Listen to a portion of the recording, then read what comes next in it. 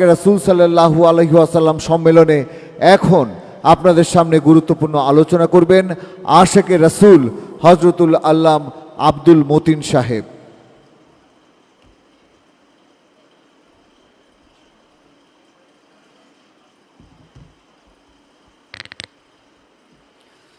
আলহামদুলিল্লাহি রাব্বিল আলামিন লাকাল হামদু ইয়া রাব্বানা কামা ইয়ানবাগি লিজালালি ওয়াজহিকা ওয়া সুলতানিল আযীম। ওয়াসসালাতু ওয়াসসালামু আলা সাইয়্যিদিল আনবিয়া'i ওয়াল মুরসালিন। আসসালাতু ওয়াসসালামু আলাইকা ইয়া রাহমাতাল লিল আলামিন। আউযু বিল্লাহি মিনাশ শাইতানির রাজীম। বিসমিল্লাহির রাহমানির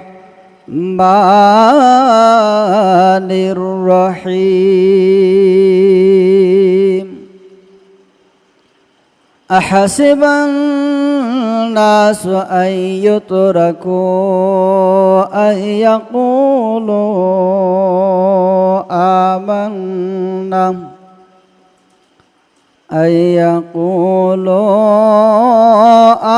آمنا وهم لا يفتنون.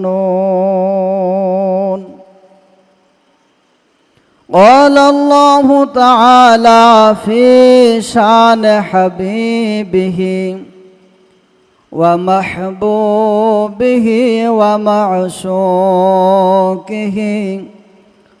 মুহাম্মাদুর রাসূলুল্লাহ সাল্লাল্লাহু আলাইহি ওয়াসাল্লাম। বিসমিল্লাহির রাহমানির রহিম। ইন্নাল্লাহা ওয়া মালাইকাতাহু ইউসাল্লুনা আলান নবী ইয়া আইয়ুহাল্লাযীনা আমানু সাল্লু আলাইহি ওয়া সাল্লিমু তাসলিমা। আল্লাহুম্মা সাল্লি সাইয়্যিদিনা মাওলানা মুহাম্মদ ওয়া আলা আলি সাইয়্যিদিনা।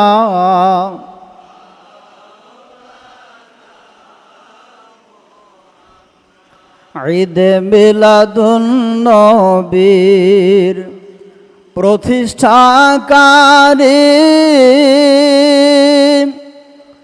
সুফি সম্রাট বাবা জান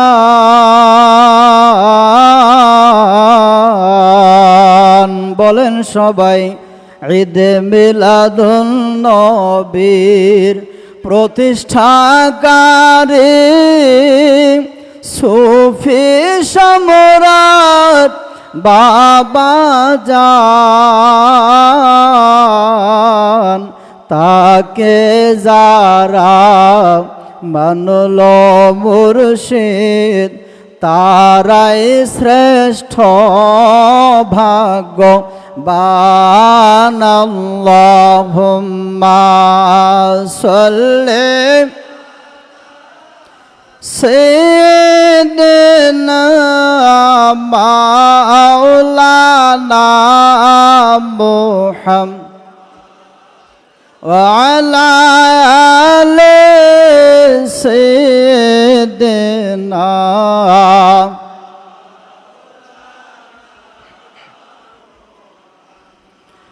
পূর্ণিমার চাঁদে বাবা দেওয়ান বাগি আল্লাহর দেওয়া খাস প্রমাণ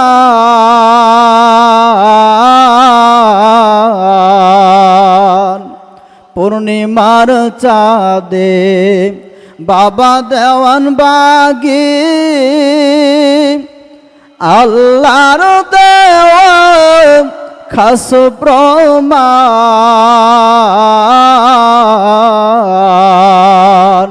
মোহাম্মদ ইসলামের একমাত্র মুর্শিদ সুফি সম্রাট বাবা জানাল্লাহুম্মা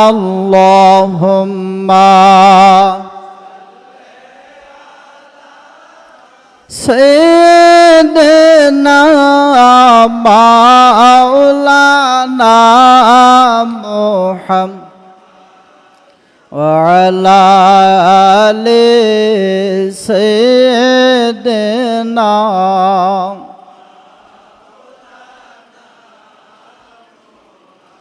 بلغ العلا بكماله كشف الدجى بجماله حسنت جميع خصاله صلوا عليه وآله سلموا يا قوم صلوا على صدر الأمين مصطفى ما جاء إلا رحمة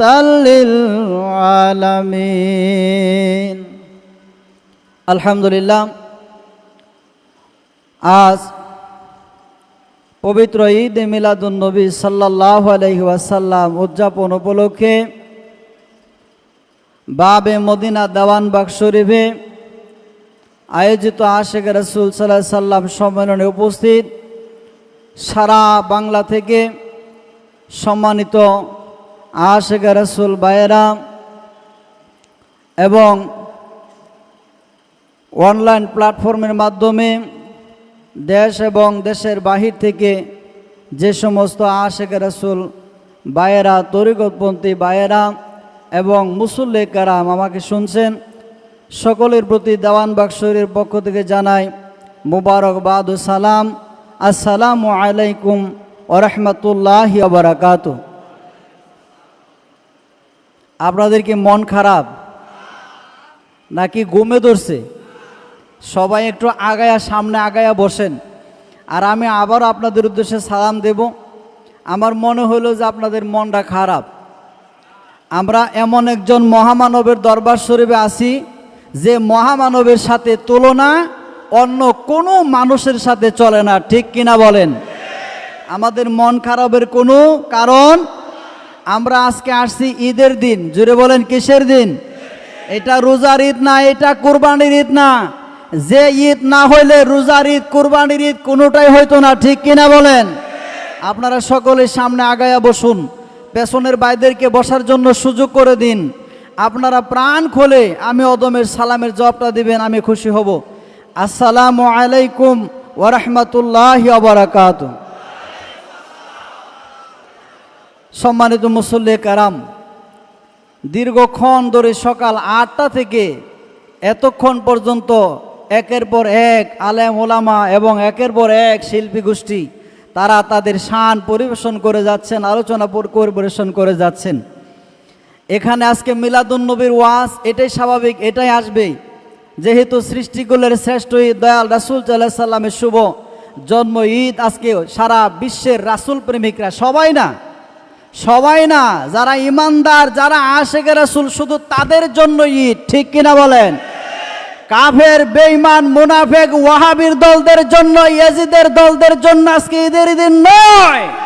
আজকে ঈদের দিন হলো ইমানদার আশিক রাসূলদের জন্য, ঠিক কিনা বলেন? আমরা আশিক রাসূল দাবি করি কি করি না?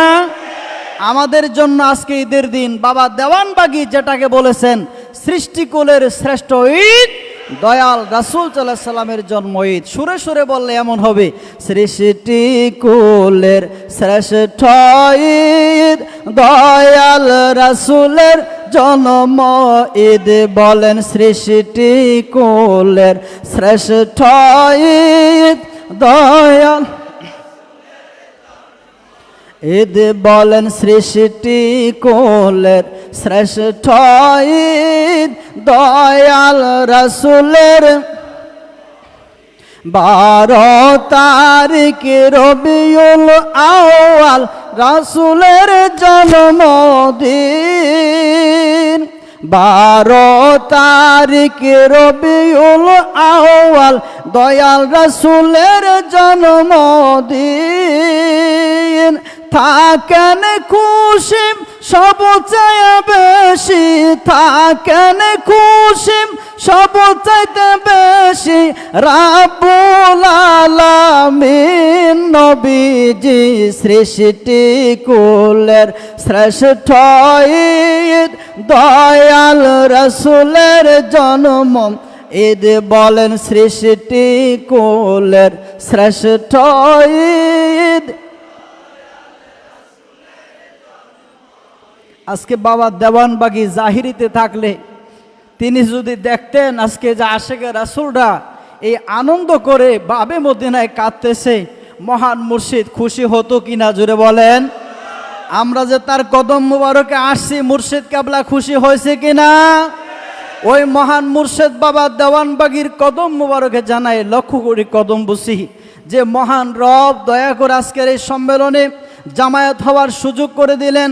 সেই রব্বুল আলামিনের দরবারে শুকর আদায় করে সকলেই বলি আলহামদুলিল্লাহ। আমাদের মহান মুর্শিদ সুফি সম্রাট শাহ দেওয়ানবাগী দয়াল বাবাজানের সহধর্মণী আওলাদে রাসূল কুতুবুল আকতাব দুরুর মাখনুন খাতুনে জান্নাত হযরত দয়াল মা রহমাতুল্লাহি আলাইহার পরশময় কদম মুবারকে জানাই লক্ষ কোটি কদম বুসি, লক্ষ কোটি দুরুদ সালাম। সম্মানিত আশেকে রাসূল ভাইয়েরা, আমাকে বিষয় দেওয়া হয়েছে রাসূল পাক সাল্লাল্লাহু আলাইহি সাল্লাম গরিব ছিলেন না, তিনি ছিলেন ধনীর ধনী, দুজাহানের বাদশাহ কামলেওয়ালা। সারা জগতের বিশ্ব জগতের ধনভাণ্ডারের চাবি তার হাতে ছিল। আমরা যারা দেওয়ানবাগ শরীফে আসছি আমরা সবাই জানি দয়াল রাসূল সাল্লাল্লাহু আলাইহি সাল্লাম গরিব ছিল না, ছিল ধনী। জোরে বলেন ঠিক কিনা? দয়াল রাসূল সাল্লাল্লাহু আলাইহি সাল্লাম গরিব না ধনী? এখানে তার ওয়াজের কোনো প্রয়োজনই নাই, কারণ দেওয়ানবাগ শরীফে আয়সা যত মিথ্যাচার আছে সব মিথ্যাচার বলে আমরা সব সত্য মেনে নিয়েছি, জেনে নিয়েছি। ঠিক কিনা বলেন? আমরা ছিলাম মূলত বলে, বাবা দেওয়ানবাগী রেখে গেছেন আমাদেরকে মূলে। ঠিক কিনা বলেন? আজকে যারা বিরোধিতা করে বাবা দেওয়ানবাগীর, তারা বাবা দেওয়ানবাগীকে চিনতে পারে নাই, বুঝতে পারে নাই।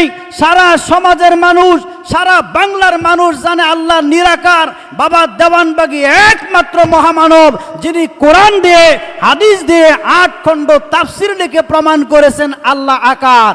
যারা বলে নিরাকার তারা কি আকার মানতে পারে? বাবা দেওয়ানবাগীর বিরোধিতা তো তারা করবেই। ঠিক কিনা বলেন?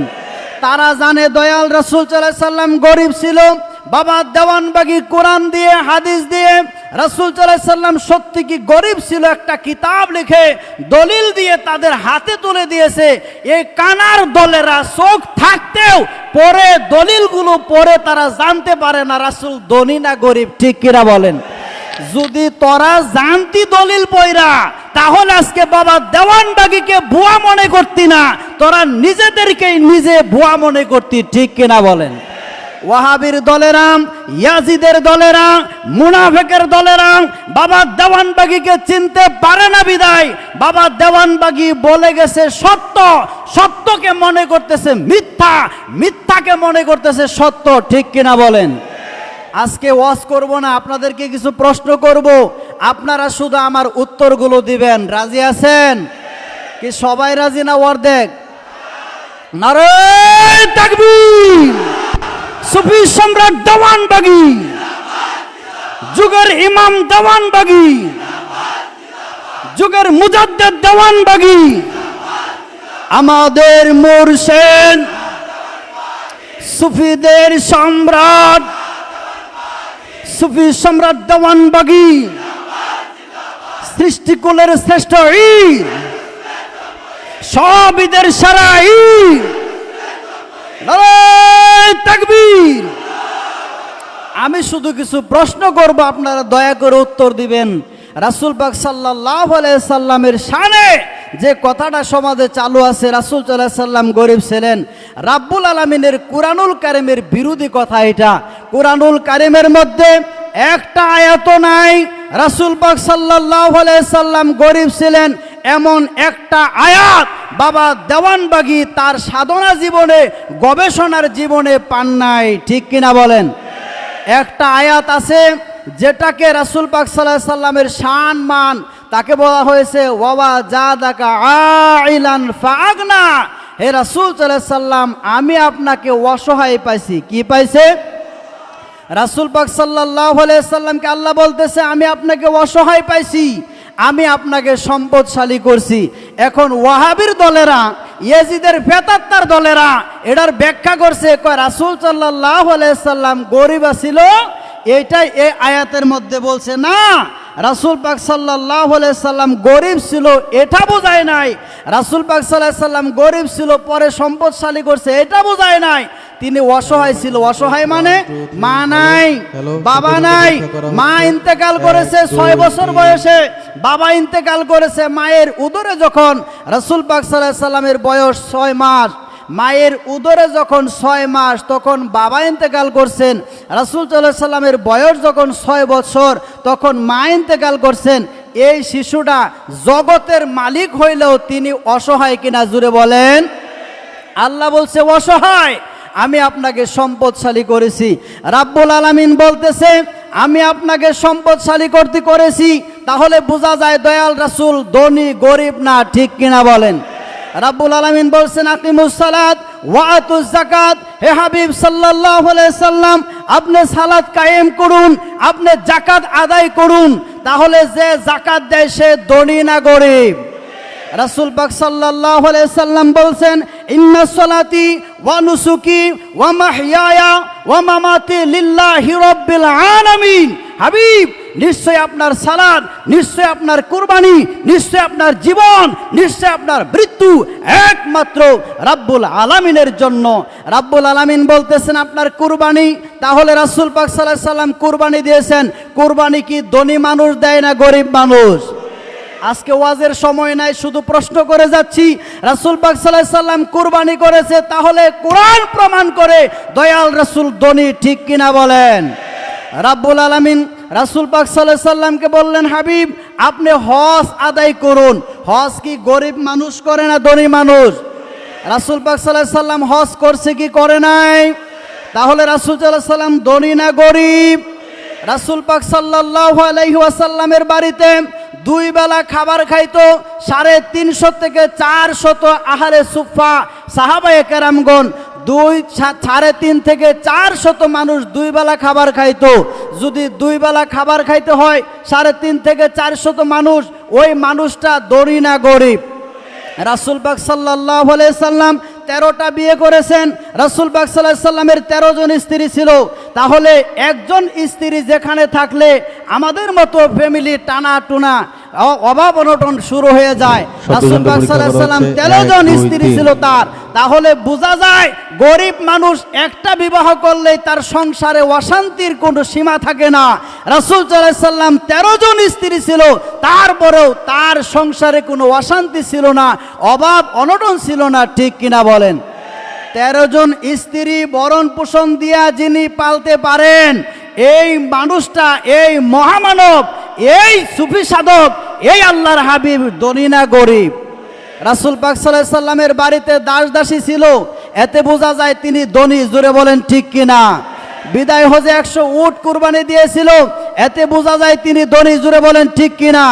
বাবা দেওয়ানবাগী বলেছেন রাসূল সাল্লাল্লাহু আলাইহি সাল্লাম তো ধনী ছিলই, রাসূল সাল্লাল্লাহু আলাইহি সাল্লামের পিতাও ধনী ছিল, রাসূল সাল্লাল্লাহু আলাইহি সাল্লামের দাদাও ধনী ছিল, রাসূল সাল্লাল্লাহু আলাইহি সাল্লামের নানাও ধনী ছিল, রাসূল সাল্লাল্লাহু আলাইহি সাল্লামের নিজে তো ধনী, তার পিতা দাদা নানা সবাই ধনী ছিল, গরিব কেউ ছিল না, জুড়ে বলেন ঠিক কিনা? এই ওয়াহাবি দলেরা জাল হাদিস পইরা বাবা দেওয়ানবাগীর সাথে টক্কর দাও। বাবা দেওয়ানবাগী এমন একজন মহামানব, যে মহামানব এই বিশ্বের মাঝে ইতিহাস রচনা করে গেছেন। ও বিশ্বের মানুষ, আসমানের নিচে জমিনের উপরে এমন কোন কোরআনের আয়াত আমি পাইলাম না তালাশ করে যে দয়াল রাসূল সাল্লাল্লাহু আলাইহি সাল্লাম গরিব ছিল, এমন কোন আয়াত আমি পাইলাম না যে আল্লাহ রাব্বুল আলামিন নিরাকার। জুড়ে বলেন ঠিক কিনা? উনি দলিল আরো তালাশ করছে যে আপনাদের কাছে দলিল থাকলে আমাকে দেন, কেউ দিতে পারে নাই। রাব্বুল আলামিন আকার, সমাজের মানুষ জানে নিরাকার, এজন্য বাবা দেওয়ানবাগীকে মানতে পারে না। এটা কি বাবা দেওয়ানবাগীর দোষ?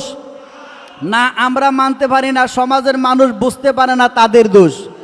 রাসূল পাক সাল্লাল্লাহু আলাইহি ওয়াসাল্লামের শানে, আল্লাহর শানে উনি যে দলিল দিয়েছেন, এই দলিল খণ্ডন করার মতো কোনো মানুষ এই জমিনে নাই। অনেক সংস্কার আমার আশেকে রাসূল ভাইয়েরা বলেছেন, আমি আর সংস্কারের দিকে যাচ্ছি না। মানে বাবা দেওয়ানবাগীকে তারা বুয়া মনে করে, এটার কারণটা কি আমি শুধু কারণটা তুলে ধরার চেষ্টা করতেছি। সারা সমাজের মানুষ জানে কোরআনের আয়াত 6666, বাবা দেওয়ানবাগী যখন বললেন কোরআনের আয়াত 6236, সমাজের মানুষ মনে করে দেওয়ানবাগীরটা বুয়া। কিন্তু বাবা দেওয়ানবাগী 1997 সালে রাষ্ট্রীয়ভাবে তার এই সংস্কার বাংলাদেশ সরকার গ্রহণ করেছেন। জুড়ে বলেন ঠিক কিনা? যেটা বুয়া, যেটা ভুল, সেটা কি সরকার গ্রহণ করবে? কখনো না। সমাজের মানুষ জানে ঈদে মিলাদুন্নবী বেদাত, ঈদে মিলাদুন্নবী করা যাবে না। বাবা দেওয়ানবাগী বলছেন ঈদে মিলাদুন্নবী পালন করা ফরজ, ফরজ, ফরজ, এতে কোনো সন্দেহ নাই। ঠিক কিনা বলেন? মিলাদুন্নবী পালন করা কি? রাব্বুল আলামিন কুরআনুল কারীমের সূরা ইউনূসের 58 নং আয়াতে বলছেন, আমি আল্লাহর ফজল পেয়ে, আমি আল্লাহর রহমত পেয়ে ও বিশ্বের মানুষেরা তোমরা খুশি হও। আল্লাহর রহমত হলো রাহমাতুল লিল আলামিন হযরত মুহাম্মদুর রাসূলুল্লাহ সাল্লাল্লাহু আলাইহি সাল্লাম। ঠিক কিনা বলেন? তাহলে রাসূল পাক সাল্লাল্লাহু আলাইহি সাল্লামকে পেয়ে আল্লাহ খুশি হইতে বলছেন। জুড়ে বলেন কি বলছেন? আমরা রাসূলকে পেয়ে খুশি না বেজার?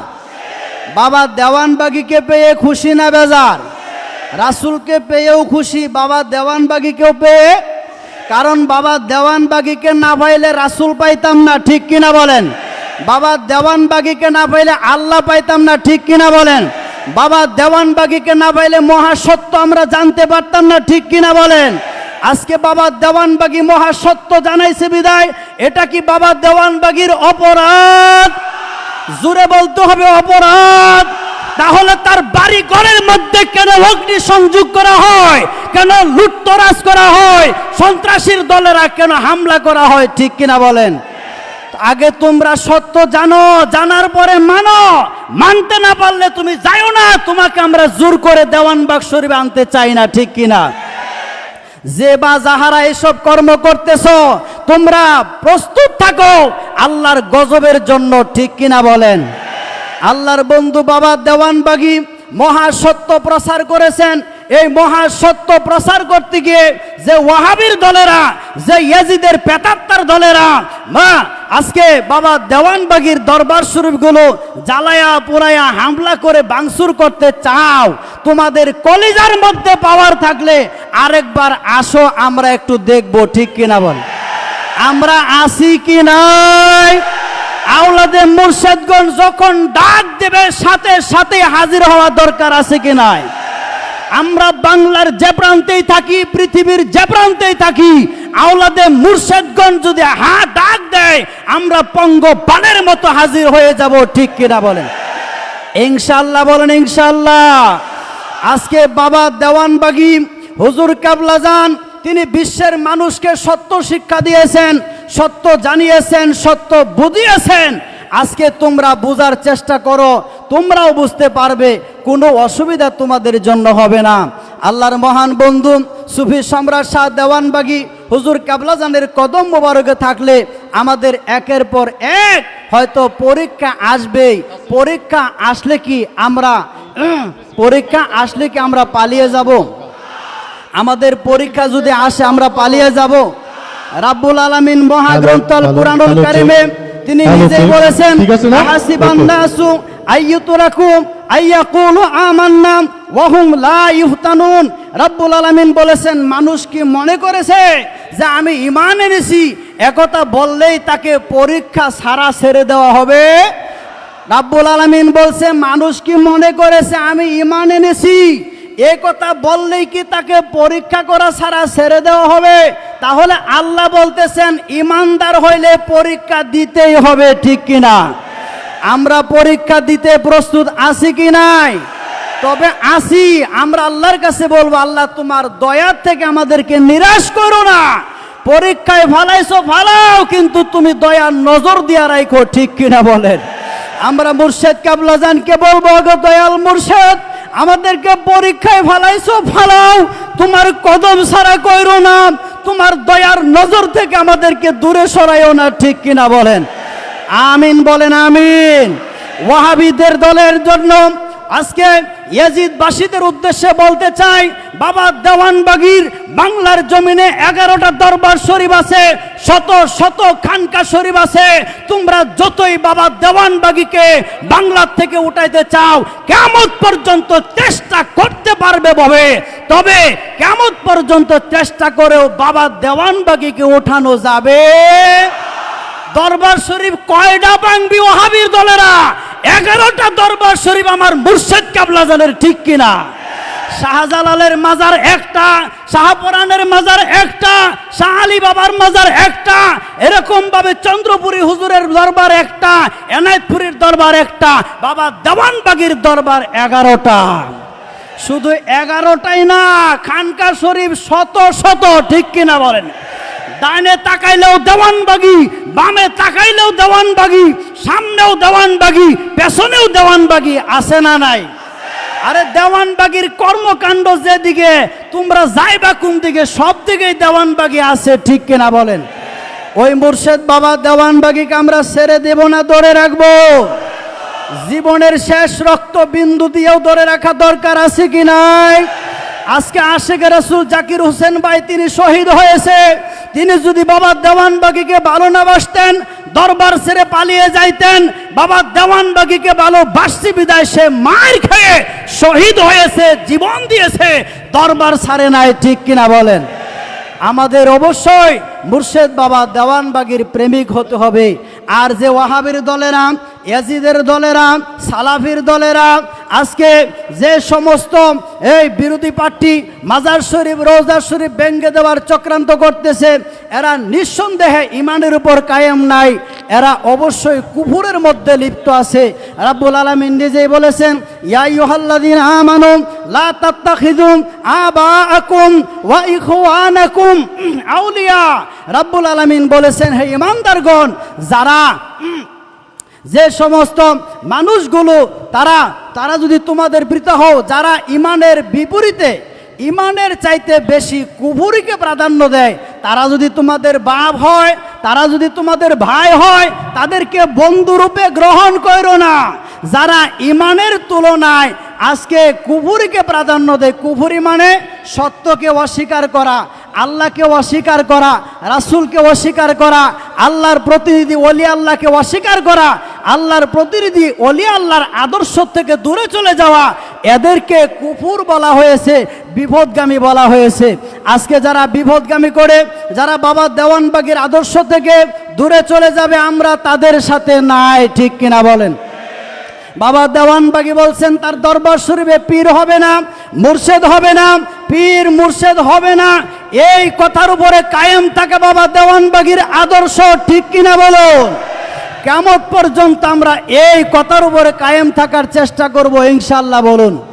রাসূল পাক সাল্লাল্লাহু আলাইহি সাল্লামের আদর্শের উপরে আমরা কায়েম থাকার চেষ্টা করব। আসুন মহান মুর্শেদ বাবা দেওয়ানবাগীর কদম মুবারকে, তার কদম মুবারকের মাধ্যমে আল্লাহ রাসূল সাল্লাল্লাহু আলাইহি সাল্লামের কদম মুবারকে বেশি বেশি আজিজির হালতে থাকি, বেশি বেশি আজিজি মিনতি করে, ওগো আল্লাহ, তোমার বন্ধু বাবা দেওয়ানবাগীর দরবার সহ সারা বাংলার যত ওলি আল্লাহর রওজা শরীফ, মাজার শরীফ, দরবার শরীফ যে সমস্ত মানুষ শয়তানের দলেরা ভাঙচুর করেছে, অগ্নিসংযোগ করেছে, দরবারের খাদেমদেরকে, স্টাফদেরকে কুবাইছে, আহত করেছে, জখম করেছে, আল্লাহ আজকে ঈদে মিলাদুন্নবীর দিনে ওই সমস্ত মানুষ শয়তানের বিচারটা তোমার নূরের কদম মোবারকে দিয়াম, তুমি দয়া করে নিজ গুণে তাদের বিচারটা করো। সবাই বলেন আমিন। আবারও বলেন আমিন। মহান রাব্বুল আলামিন দয়া করে আমাদেরকে ঈদে মিলাদুন্নবীর ফায়েজ, বরকত, রহমত, ভিক্ষাদিক রাব্বুল আলামিন যেন আপন মুর্শেদ বাবা দেওয়ান ভাইকে জীবনের শেষ নিঃশ্বাস হওয়ার পূর্বক্ষণ পর্যন্ত ভালোবেসে ইহদিনা সিরাতাল মুস্তাকিমের উপর কায়েম থেকে জীবন যাপন করার তৌফিক দান করেন। আমিন। বারাকাল্লাহু লানা ওয়া লাকুম ফিল কুরআনিল আযীম। জাওয়াদুন কারিমুন মালিকুন বারুর রাউফুর রহিম। সম্মানিত আশেকে রাসূল ও মুক্তিকামী ভাইয়েরা,